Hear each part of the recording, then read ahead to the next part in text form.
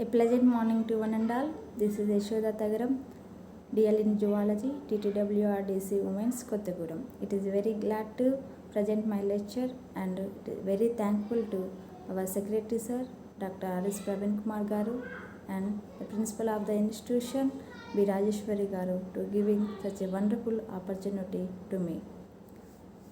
Today we are going to learn about the structure and functioning of the mammalian heart. Heart is the most important organ in body of the mammals, including humans. Nowadays, many of the humans are suffering with the cardiac problem, so that it is very useful to learn about the structure and function of the heart. Before going to our topic, I want to give brief introduction about the circulatory system. Then what is circulatory system? Circulatory system is a organ system which can helpful for circulating the body fluids like blood and lymph to transport the materials or nutrients throughout the entire body. Like this, these circulatory systems are helpful for transporting of the nutrients, water, gases like oxygen and carbon dioxide from heart to blood, body parts and body parts to heart. It is an amazing highway that travels through our body and connecting the all our body cells. And in different organisms or different animals, there are two types of circulating pathway based on their structural organization. Many of the organisms are having different shapes, different sizes, and also having different levels of the structural organization. Based on that, they can adapt the two types of circulating pathways. They are closed type of circulatory system and open type of the circulatory system. In closed type of circulatory system, the blood is flows within the blood vessel throughout the body or to the body tissues. So blood is circulating through the blood vessels towards the body tissue. It is called closed type of circulatory system. There are many examples in non-chordates and chordate animals. For example, from non-chordates, Annelida are having this type of closed type of circulatory system.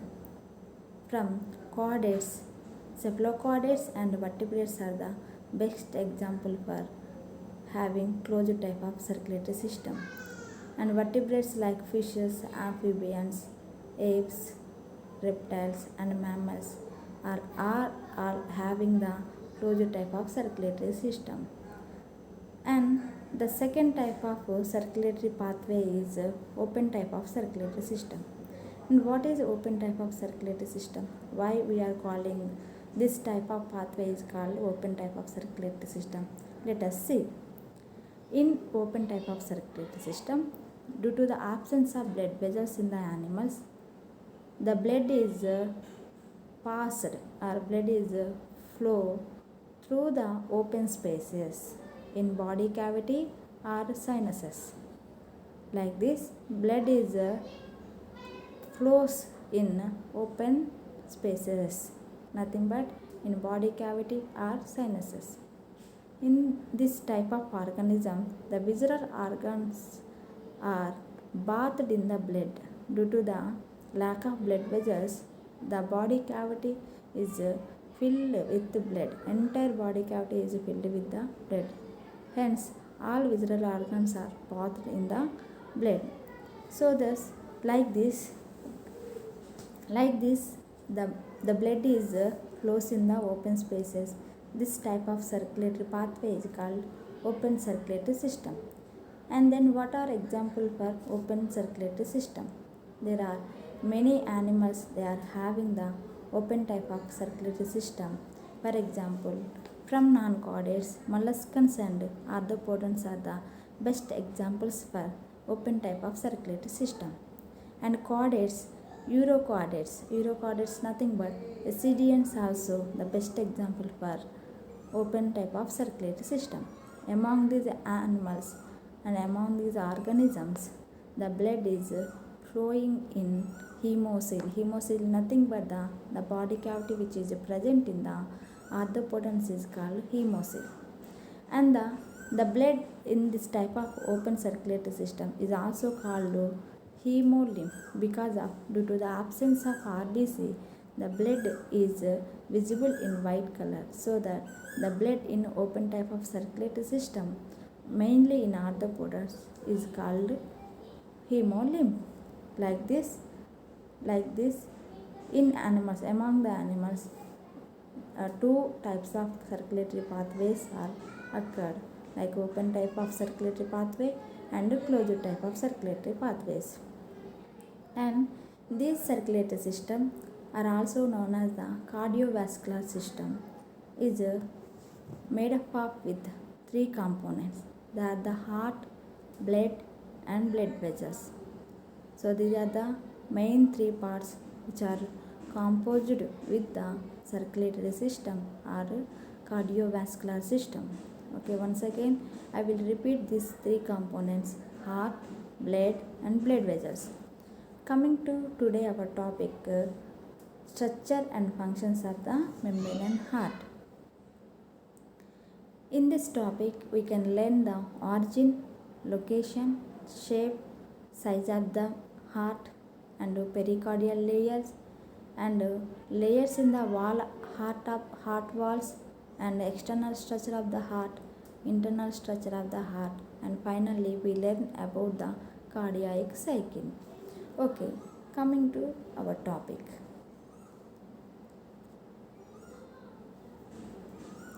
Heart is the mesodermal origin. Then what is mesoderm? Mesoderm is the one of the germ layers among the three germ layers which are originated in the embryonic developmental stages. From these three germ layers, all the organs are originated. These three germ layers are ectoderm, mesoderm and endoderm. Among these three, the heart is originated from the mesoderm, so it is a mesodermal origin. And mammalian heart is a muscular and pulsating organ. And what is muscular? Why you are calling muscular? Because of heart is made up of with the cardiac muscle, so it is muscular. And what is pulsating? Pulsating nothing but they can show some contraction and relaxation movements during the pumping and receiving of the blood. So heart is a pulsating organ. Heart is muscular and pulsating organ. Okay, coming to the shape of the heart. When you observe the shape of the heart has a pear shape. That means a pear fruit shape because of the anterior part of the heart is broader surface, that means having broader surface, and the posterior part of the heart having a pointed surface. Like this, like pear fruit, the anterior part in broadened and posterior part is pointed. And the apex of the heart, that means the posterior part of the heart, slightly turned to the left side of the body. So when you observe the heart position in our human body, it is slightly located into the left side of the body. And heart is located in mediastinum. Then what is mediastinum? The mediastinum is the space between the two lungs present in a thoracic cavity. So it is the space between the two lungs present in thoracic cavity. So we know that body cavity is divided into two parts, thoracic cavity and abdominal cavity. In thoracic cavity we have the ribs, lungs, heart, like these organs. So between the space, let us see where the wait a minute. Okay. Okay, let us see the thoracic cavity. This is the thoracic cavity. So here it is the mediastinum part. That means the space between the two lungs is called mediastinum. So in mediastinum, heart is located, and heart is covered with a protective double membrane. This is called pericardium. Heart is covered with a protective double membrane is called pericardium. Pericardium is having two layers. The upper layer is called fibrous pericardium and the lower layer is called serous pericardium. Again, serous pericardium is having two small membranes. They are the upper one is called parietal pericardium, parietal serous pericardium, and the inner membrane is called visceral serous membrane. And this parietal membrane sometimes which is attached with the fibrous pericardium, and visceral membrane which is attached with the upper layer of the wall of the heart. And the space between the two pericardial membrane, that means fibrous membrane and serous membrane, is a space is called pericardial space, and a fluid which is filled in this pericardial space is called pericardial fluid. This pericardial fluid will help the avoiding the friction of two membranes and also allow the free movement of the heart during the contraction and relaxation. Like this fluid, pericardial fluid, will also act as the shock absorber. That means which is protected our heart from the external stress. And when you observe the wall of the heart, the wall of the heart is made up of the three layers. They are upper epicardium, inner myocardium, and middle myocardium and inner endocardium. Epicardium or ectocardium, myocardium, and inner endocardium. Epicardium sometimes we are calling as a pericardium because of the inner membrane of the pericardium is attached with this epicardium. And epicardium is the outer layer and is the thin layer. Okay, it is called first layer of the heart membrane. And the second one is myocardium. This myocardium is the thickest layer among the three layers of the wall of the heart. And this myocardium is made up of with the cardiac muscle. This cardiac muscle is allowing the continuous contraction and relaxation of the heart muscles due to the presence of some cardiac tissue. Okay. Then next one, endocardium. What is endocardium? Endocardium is the innermost and thinner layer of the wall of the heart, and this endocardium is which lines the heart chambers and also walls. This endocardium which lines the heart chambers and walls. Now coming to the next point, external structure of the heart. External structure of the heart. Before going to the external structure of the heart, once we will learn about the size and weight of the heart. The size of the heart having clenched fist of every individual. That means the size of the heart is depending on the individual's clenched fist. What is a clenched fist? Nothing but the holding fist. So every individuals are having their holding fist sized heart in their thoracic cavity, and the heart weight nearly 300 grams. Now coming to the next topic, external structure of the heart. When you observe the external structure of the heart have four chambers: the right atrium, right ventricle, left atrium and left ventricle. That means the upper two chambers, see once here, these two chambers, right and left chambers, these two are called right atrium and left atrium. These two are called atria. And the inner chambers nothing but lower chambers. These lower chambers are called ventricles, and lower chambers also are two: right ventricle and left ventricle. So an external structure will show the four chambered heart.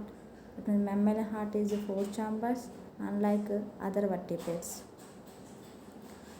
So these two atria are actually upper chambers and ventricles are the lower chambers. These upper atria are separated from the lower ventricles externally by a groove is called coronary sulcus. So coronary sulcus is a groove which can divide the upper atrial chambers with the lower ventricular chambers. And also lower ventricular chambers are divided into left and right ventricles by a external groove like structure is called interventricular septum. That's why when you observe the mammalian heart, we will clearly see the separate atria and also ventricles. So here the coronary sulcus is the groove which is externally separate the atria with the ventricles. Now coming to the next topic, internal structure of the human heart. Okay, this is the internal structure of the human heart. When you observe the internal structure of the human heart, it has mainly four parts. They are atria, second one ventricle, third one nodal tissues, and fourth one aortic arches. Then what are these four parts? Let us see. See here, right atrium, left atrium.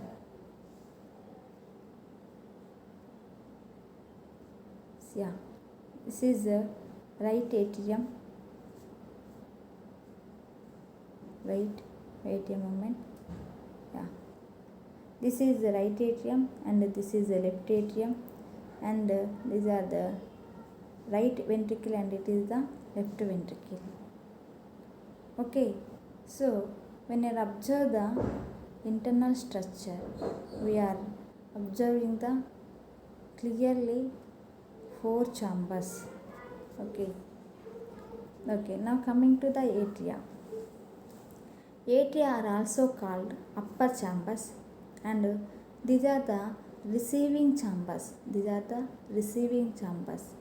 Because of these are receiving the oxygenated blood and deoxygenated blood from the respective organs, and these are the thinner membrane chambers. When compared with the ventricles, atria are having the thin membrane. That means wall of the atria is very thin compared with the ventricle. So atria is also called as the upper chambers, and these are the receiving chambers, and they have the thin membrane. That means wall of the atria are thinner than the ventricles. And the atria here, let us see this picture. When you observe this picture, we are in this picture we are seeing two colors, blue color and red color, right? The blue colored part which indicate the deoxygenated blood. That means in these chambers it is filled with the deoxygenated blood, and red colored part which is filled with the oxygenated blood. Okay, so like this, Thus two atria means this one, this is the right atria and this is the left atrium.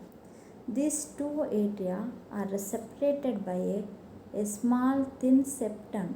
That means a small thin septum which is present between the two atria, which separates the atrium into right atrium and left atrium. And in fetal stages of mammals, these septum, interatrial septum, having a small pore means a small pore-like structure. It is called foramen ovale. The foramen ovale is the small pore-like structure which is present on the interatrial septum in the fetal stage of mammal. And what is the functioning of this foramen ovale? Before birth, the fetus which can receive the oxygenated blood from the mother, so that it no need to enter to the ventricles and that means ventricles are not pumping the blood towards the body part. That means when you are receiving the oxygenated blood from the mother, it is automatically enter into the left atrium. Then from the left atrium it enter into the body parts of the baby. So for this purpose, this foramen ovale which allow the deoxygenated blood directly from the right atrium to the left atrium instead of the ventricles. But after giving birth to the child of any mammal, this foramen ovale is closed and remain as a depression. This depression is called fossa ovalis. This depression is called fossa ovalis. And already we know that atria are the receiving chambers and they are receiving the blood from lungs and body parts. From lungs they are receiving the oxygenated blood. From the body parts they are receiving the deoxygenated blood. For transporting of these two types of the blood, atrium which needs the caval veins and pulmonary veins. So right atrium, already we see this right atrium which receives the deoxygenated blood through the three caval veins. Among these three, two are the precaval veins and one is the postcaval. See here a large vessel is present above the right atrium. It is the precaval vein, and behind the right atrium another blue colored vessel is present. It is the postcaval vein. Okay, and the upper one is precaval vein. These precaval and postcaval vein receive the deoxygenated blood from the different parts of the body. Precaval veins receive the anterior part of the body. That means they are receiving the deoxygenated blood from the anterior parts of the body like head and shoulders, thoracic chambers. And postcaval vein receives the blood from the lower parts of the body, nothing but legs and hip region.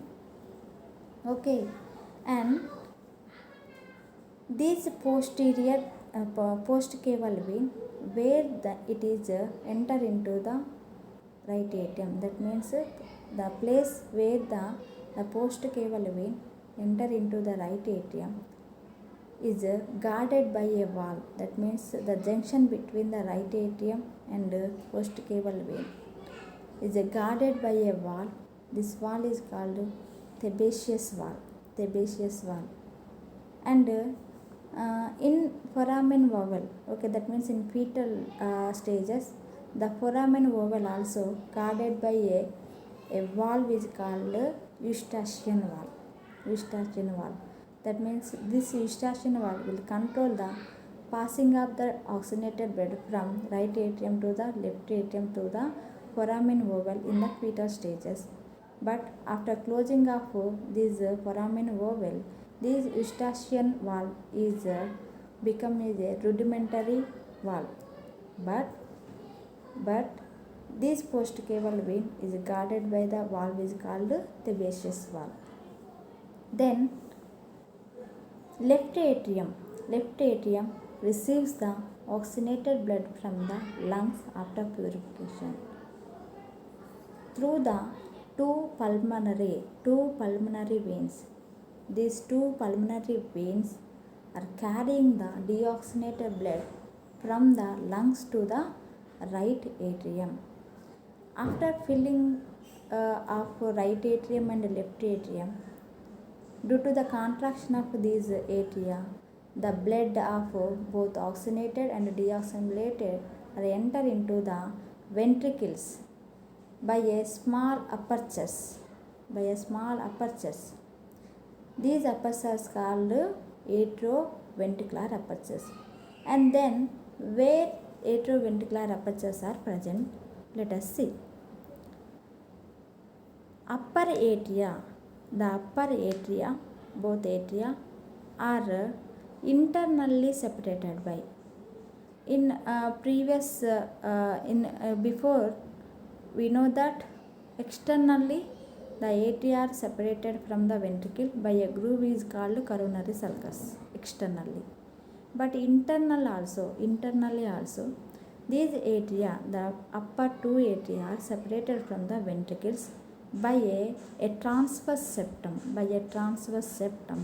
Is called atrioventricular septum. So this atrioventricular septum which separates the upper atria from the lower ventricles. And these atrioventricular septum are having two holes on both sides, that means left side and right side. These holes are called atrioventricular apertures.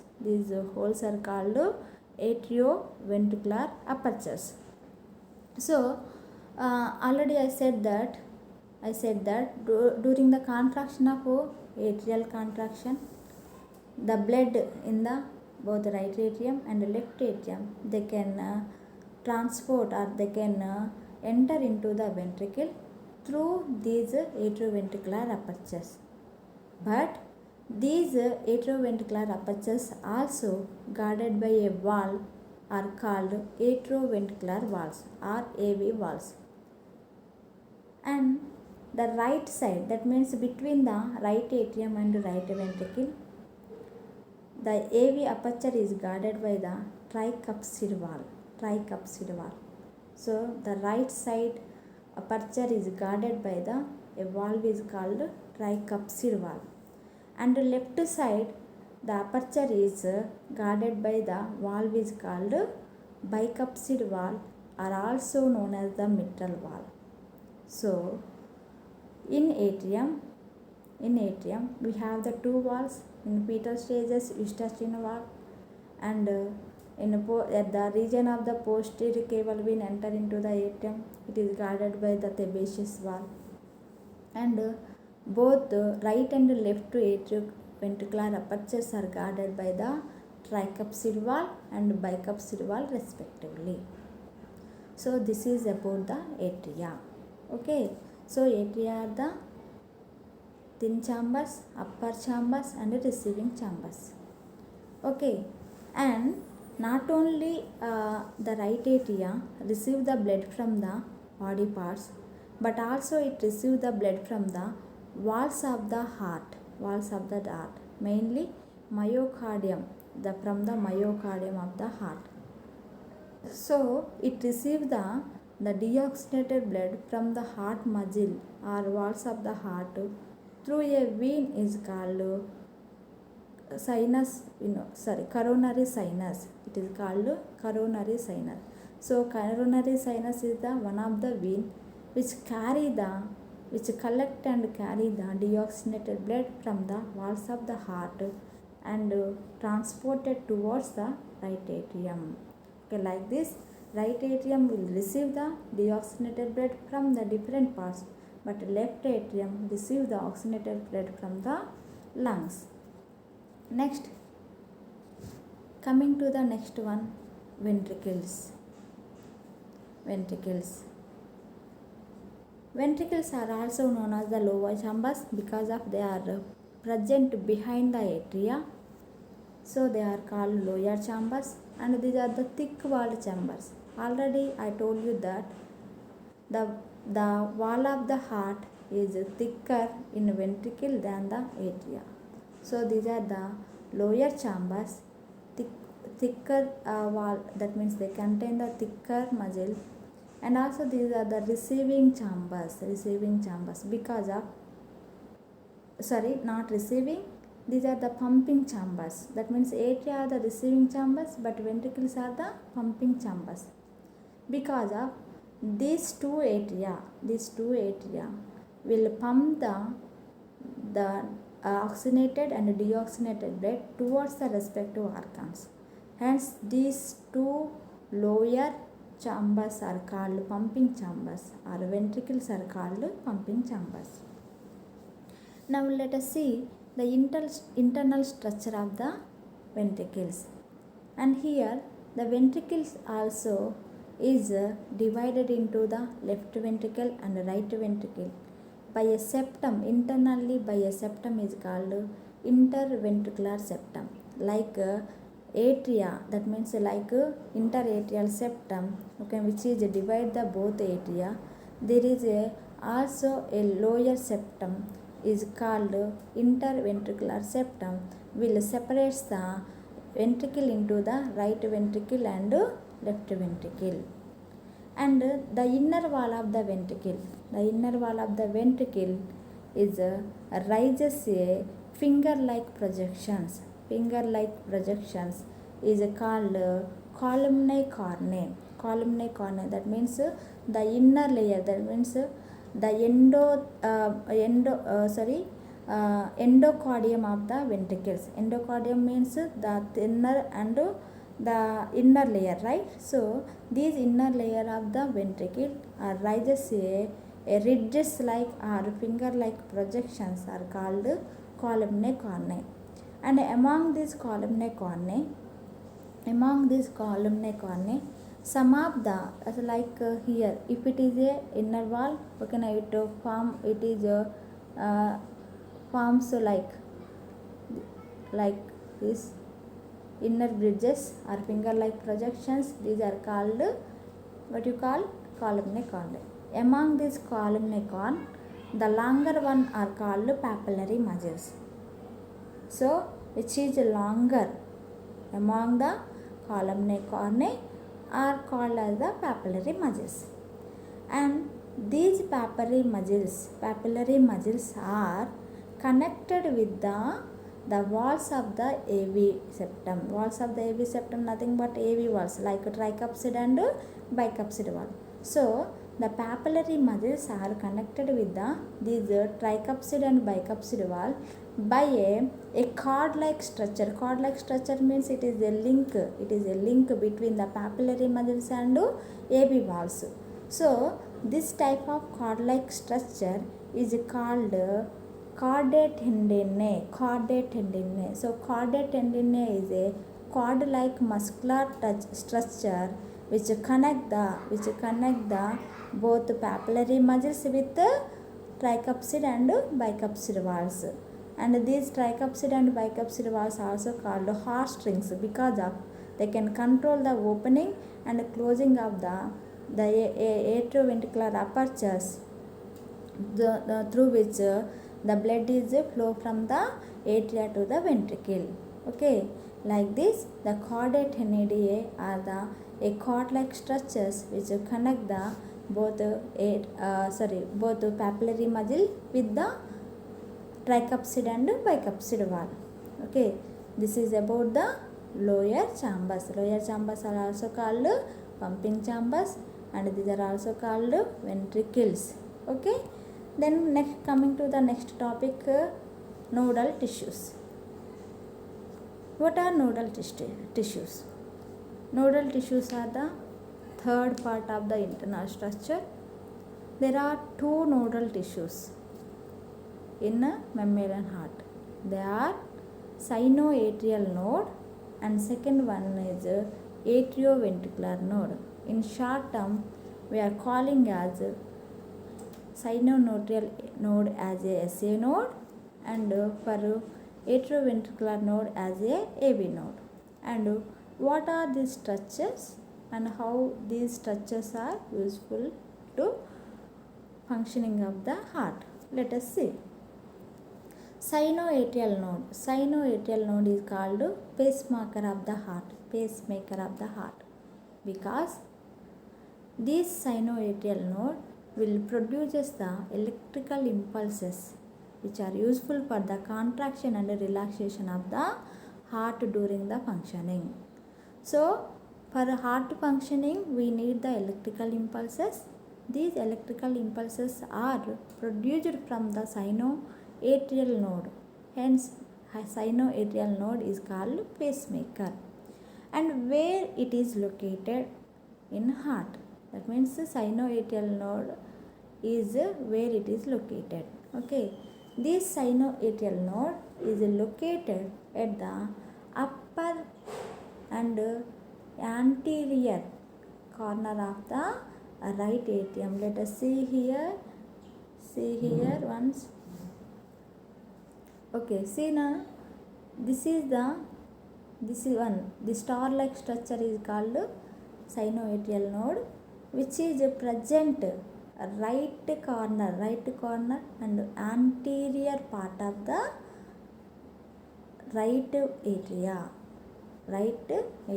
So on anterior right corner of the right atria having a small musculature nothing but a muscle tissue is called sinoatrial node. Already we know that this sinoatrial node will help the production of electrical impulses for using of heart functioning. Next one, atrioventricular node. Atrioventricular node. And what are these atrioventricular node? Let us see. Atrioventricular node is the another musculature present on the heart. Here see this see, yeah, okay, this the circling and pointed part is called atrioventricular node. When you observe the position of the atrioventricular node also present at the right atrium near the interatrial septum. So, atrioventricular node is present inner corner, that means left corner and posterior part of the right atrium near the interatrial septum. And atrioventricular node or AV node also called as the relaying station. Then why it is called as the relaying station? Because of this AV node which act as the junction, that means which receive the electrical impulses from the SA node during the after atrial contraction. This AV node receive the electrical impulses from the SA node. Then it conduct electrical impulses towards the ventricle through the branches of the bundle of His and Purkinje fibers. Hence it is called relay station or junctioning, because of it can receive the impulses from the SA node and conducting or transporting towards the ventricle through the bundle of His and Purkinje fibers. So that it is called AV node is called relaying station. Okay, so the SA node is called pacemaker because of it can produce the electrical impulses itself. That means its own. Okay, it is produced by its own stimulation. And AV node is called relay station because of it is just a junction between the SA node and ventricle. Okay, these are the two main nodal tissues present on the human heart. Then coming to the fourth part of the internal structure, aortic arches. Then what are aortic arches? Aortic arches are mainly two. They are the pulmonary arch and the second one is systematic arch. And what are these arches? Arch is nothing but a larger blood vessel. Arch is nothing but the arc, A-R-C-H. Arc is the nothing but a larger blood vessels. And here the pulmonary arch and the systematic arch are originated from the right ventricle and left ventricle respectively. So, from the left ventricle, a systematic arch is originated and then which carries the oxygenated blood towards the body parts by its branches. And from the posterior corner of the right ventricle arises a large blood vessel is called pulmonary arc. Pulmonary arc. These pulmonary arc will receives the deoxygenated blood from the ventricle and which carries the deoxygenated blood towards the lungs for purification. Like this, there are mainly two arches are present. They are pulmonary arch and second one aortic arch. Okay, these are about the internal structure of the mammalian heart. Internal structure of the mammalian heart having four parts. They are the atria, ventricles. They are the atria. In atria, nothing but the upper chambers. Okay, and the next one, lower chambers are called ventricles. And third one, nodal tissues. And fourth one, aortic arches. Okay, then next coming to the next topic, walls of the heart. What are these walls? What is the importance of these walls? And where they are located? Let us see. Already in previous topic, while we are learning about the atria, in that atria we are already learned about the four types of the walls. The first one Eustachian wall, second one Sebaceous wall, third and fourth walls are the AV walls, nothing but the tricuspid wall and bicuspid wall, right? And along with these four walls, there are another walls are present in a heart. Okay, what are they? Let us see. The other than these four walls, there are another two walls are pulmonary walls and aortic walls. And where they are located? Pulmonary walls and aortic walls are where they are located. Okay, let us see once. Here the all walls are present. Okay, this is the let write this is the right atrium and this is the this is the right atrium, this is the left atrium, this is the right ventricle and this is the left ventricle, right? And this is the precaval vein and this is the postcaval vein, and it is the pulmonary arch and this one is the systematic arch. Okay,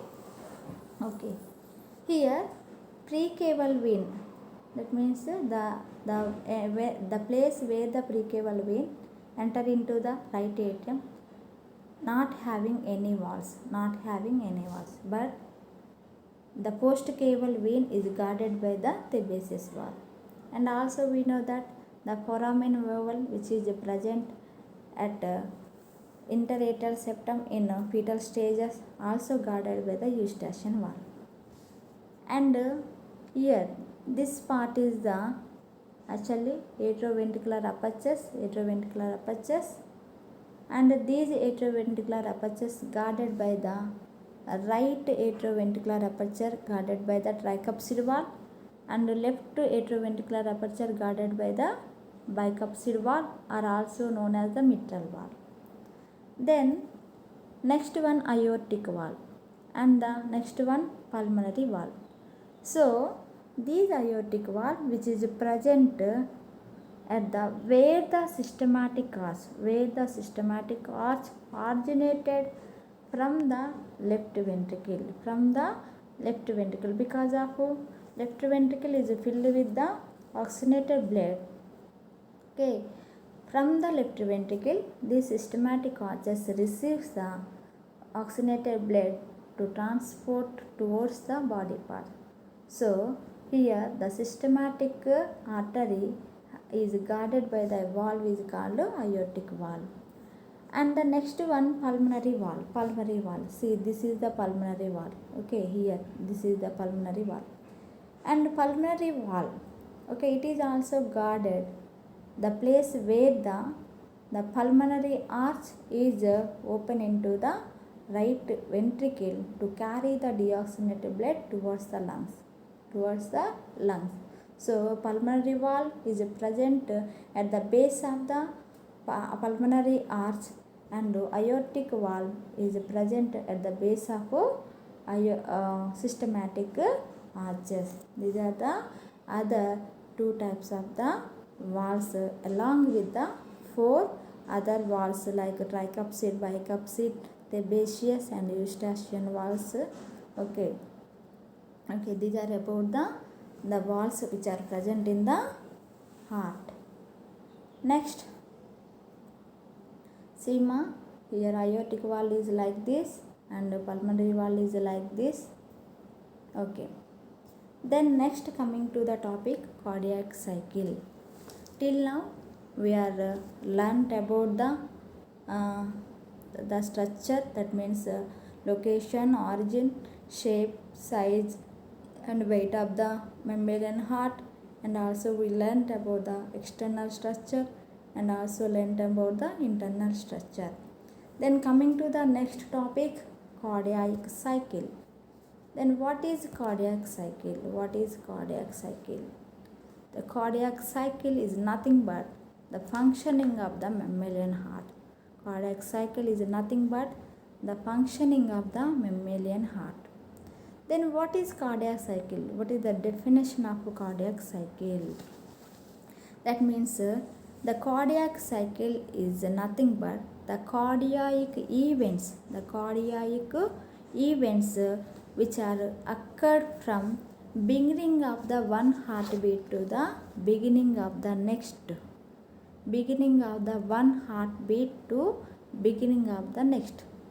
So between these two beginning of heartbeat, what are the events occurred are called cardiac cycle. So cardiac cycle is the cardiac events between the two beginning points of the cardiac cycle or cardiac functioning. Okay, then in this cardiac cycle, okay, we will learn the events occur during the cardiac cycle. Okay, and what is the duration of the each phase. Okay, let us see. And in phases, that means cardiac cycle is having three phases mainly. Okay, they are the atrial systole and ventricular systole, third one ventricular diastole. But sometimes these phases are considered as the mainly two phases, atrial cycle and ventricular cycle. So in atrial cycle, which include the atrial systole and atrial diastole, and ventricular cycle includes the ventricular systole and ventricular diastole. Okay, let us see what is atrial systole. Here the systole is nothing but contraction, that means the position of the status of the atria. If it is a contraction position, it is called systole, and if it is in a relaxation position, it is called diastole. So then what is atrial systole? Atrial systole nothing but atria contraction. For this phase, for this phase, 0.1 second time is taken for this phase. That means it long last 0.1 second. For atrial systole, it long last 0.1 second. Okay, let us see what is going on atrial systole. Okay, and in previous topics, okay, we learnt about the SA node and AB node, right? Okay, when the SA node is producing the electrical impulses, when the SA node is producing the electrical impulses, these electrical impulses are spread throughout the both atria. Then they cause the atria contraction simultaneously. That means when the electrical impulses are produced from the sinoatrial node or pacemaker, these atria, both atria will contract. So this stage or this phase is called atrial systole. Okay, during this phase, the atria are flowing the blood from atria to the ventricle, but during this phase only 25 to 30% of the blood only filling from atria to the ventricle. Then what about the remaining percentage? That means if you are taken 30% subtracted from the 100%, the remaining is 70%, right? This 70% is already filled in ventricles before the atrial system. That means 70% or 75% of the blood is filled easily from the atria to the ventricle, but the remaining percent, that means the remaining 25 to 30% of blood is need to some force for flowing from atria to the ventricle. So for that forcing, okay, the atria are contracted. When the atria are contracted, okay, they are releasing some stress. They are releasing some stress, so that blood is flow from the atria to the ventricle like this. In atrial systole, only 25 to 30% of blood is flow from atria to the ventricle. The remaining is simultaneously are flowing from atria to the ventricle before atrial systole. Okay, and atrial systole is taken long last 0.1 second. Then next coming to the ventricular cycle, and we know that in atrial cycle we have the two phases, atrial systole and atrial diastole. For time being, okay, I am leaving this atrial diastole. I will clarify this atrial diastole after some time. Okay, and then coming to the ventricular cycle. In ventricular cycle, there are two phases, ventricular systole and ventricular diastole. That means contraction of the ventricle and the relaxation of the ventricle. This contraction of the ventricle is called ventricular systole, and it takes the time for 0.3 seconds. During this time, the AV valve means atrioventricular valve, receive the electrical impulses from the SA node after atria contraction, and these electrical impulses from the AV node will spread throughout the ventricle through the bundle of His and Purkinje fibers. After stimulating by the electrical impulses, these ventricle they can lead to the contract simultaneously. Both ventricles are contract simultaneously, so that the blood in ventricles are pumped. That means here when the ventricles are contracted, due to the pressure of the blood, here the aortic valves, that means aortic valve and pulmonary valve are open, so that the blood from the left ventricle and right ventricle are flow into their respective vessels like pulmonary arch and systematic arch. During this phase, ventricular systole, due to the contraction of the ventricles, due to the pressure, the AV valve nothing but atrioventricular apertures and tricuspid bicuspid valves are closed. Tricuspid and bicuspid valves are closed due to preventing of the backflow of the blood from the ventricle to the atria. Okay, but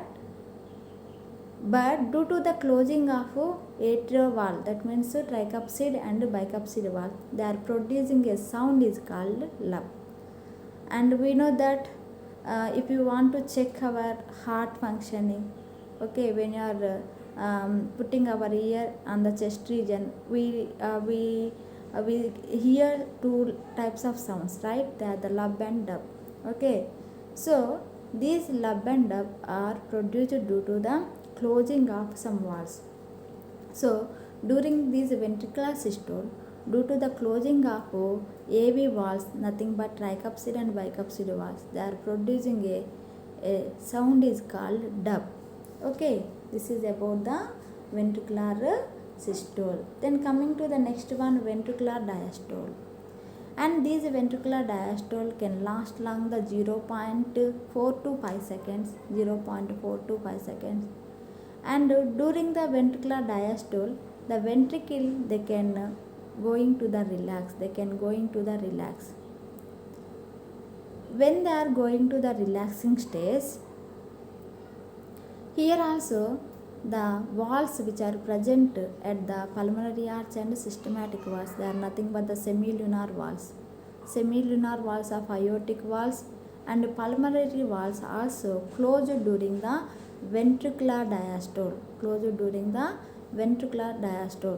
Due to the closing of these aortic valves and pulmonary valves, they are also called a little sound. It is called dub. So in ventricular systole, they are producing the sound is called lub, and ventricular diastole, they are producing the sound is called dub. Okay, and next one, atrial diastole. Then why I want to explain atrial diastole after completion of the ventricular cycle, because of when the ventricle is diastoling, okay, then only next cardiac cycle is started. Okay, so if you are observed that the atrial cycle, before atrial cycle, that means atrial systole, sorry, not before, after atrial systole, and the completion of the atrial systole, after completion of the atrial contraction, automatically the atria is went to relaxing stage while ventricular systole is beginning. That means after completion of the atrial contraction, ventricular systole begins. When the ventricular systole begins, simultaneously atria is going to the relaxing stage. So this relaxing stage of atria is called atrial diastole, and this relaxing position of atria will continue up to ventricular diastole. All of you listen. This atrial diastole, that means the relaxing stage of atria will continue up to ventricular diastole. That means between this ventricular diastole, that means it have both ventricular systole and ventricular diastole.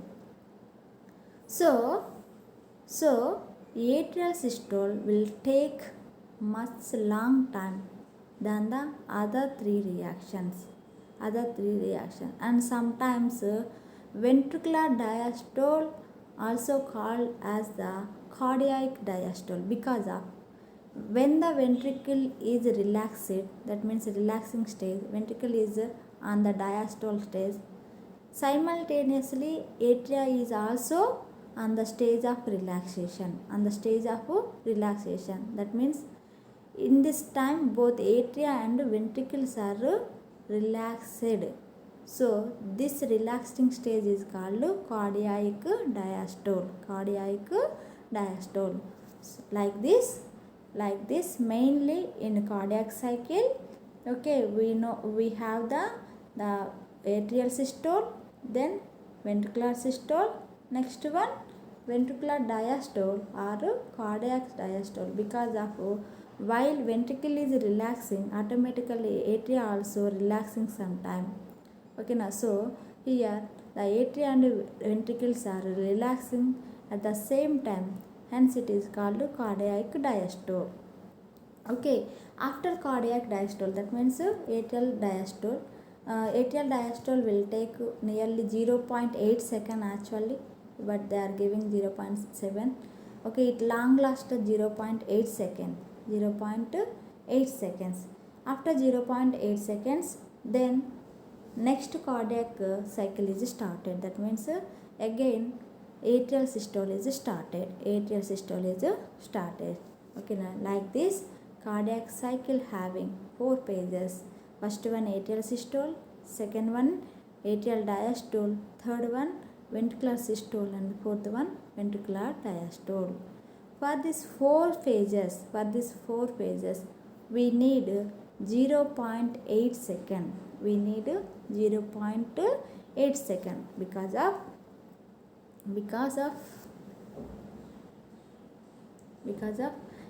atrial system 0.1 second and ventricular system 0.3 seconds. 0.1 plus 3 is equal to 0.4 seconds. And ventricular diastole, and already I told you, when the ventricular is diastoling in phase, automatically atria also diastole in phase. So we are calculating only same time for both diastoles, atrial and ventricular. So for this cardiac diastole, we need only 0.4 second. So that if you are adding the 0.4 seconds to the 0.4 seconds equal to 0.8 second. Like this, one cardiac cycle will take the 0.8 second for completion of its complete cycle. Okay, this is about the cardiac cycle. Okay, then duration of the cardiac cycle. Duration of the cardiac cycle nothing but cardiac output. Okay, and duration of the each cycle is 0.8 seconds. Because of we know that per second we are completing nearly 72 beats per minute. Nearly 72, we are completing 72 to 75. Okay, in healthy man they can complete their cardiac cycle, okay, nearly 72 to 75 times per minute. Okay, and per minute we know that 60 second. So if we are taking ratio between the number of heartbeats with the seconds of a minute, okay, we get the 0.8 second. Already I told you that for one cardiac cycle we need the 0.8 second. Okay, this is about the cardiac cycle. Friends, today we have learned the lengthy topic, structure and functions of the mammalian heart. In this structure and functions of the mammalian heart, we learnt about the structure of the heart, external, internal, and their introduction, that means origin, location, size, and all those things. After that we learnt about the cardiac cycle, and cardiac cycle having the 4 phases: atrial systole, atrial diastole, ventricular systole, and ventricular diastole. Okay, I hope you all are understanding this topic. And for listeners, I want to give a homework. Write a difference between the atria and ventricles with a labeled neat diagram. Okay. Thank you one and all. And for this COVID period, I hope all of you stay at home and stay healthy. Thank you.